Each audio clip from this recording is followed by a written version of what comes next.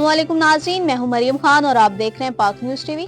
खबर शामिल करते हैं इस्लामाबाद से हमारे नुमाइंदे मोहम्मद उजैर की रिपोर्ट के मुताबिक इस्लामाबाद हाई कोर्ट ने बानी पीटीआई इमरान खान की तोशाखाना केस 2 में जमानत मंजूरी का तफसीली फैसला जारी कर दिया।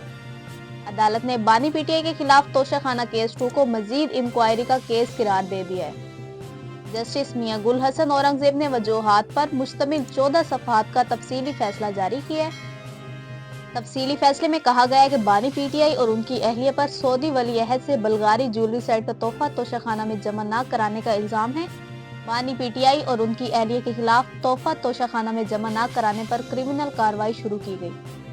फैसले में कहा गया है कि प्रोसिक्यूटर के मुताबिक तोहफा जमा न करवाकर बानी पीटीआई और उनकी अहलिया ने प्रोसीजर की खिलाफ वर्जी की। प्रोसिक्यूटर के मुताबिक तोहफा तोशाखाना में जमा न करवाकर क्रिमिनल ब्रेच ऑफ ट्रस्ट किया गया। इस्लामाबाद हाई कोर्ट ने कहा कि बानी पीटीआई और अहलिया पर प्रेशर डालकर तोहफे की कीमत कम लगवाने का भी इल्जाम है। फैसले के मुताबिक इन पर इल्जाम है कि ज्वेलरी सेट कम कीमत लगवाकर लेने से कौमी खजाने को 3 करोड़ 28 लाख रुपए का नुकसान पहुंचाया। तफसीली फैसले में कहा गया है कि FIA चलान के मुताबिक तोहफे की रसीद के साथ साथ तोहफा जमा कराना भी लाजिम था। 2018 के तोशाखाना रूल्स के मुताबिक तोहफा नहीं बल्कि सिर्फ रसीद जमा कराना लाजिम थी। इस बात से इनकार नहीं किया गया। बानी पीटीआई ने बजरिया डिप्टी मिलिट्री सेक्रेटरी रसीद तोशाखाना में जमा कराई। अदालत ने कहा बादी नजर में तोहफा जमा न कराए जाने पर कार्रवाई शुरू नहीं की जा सकती थी।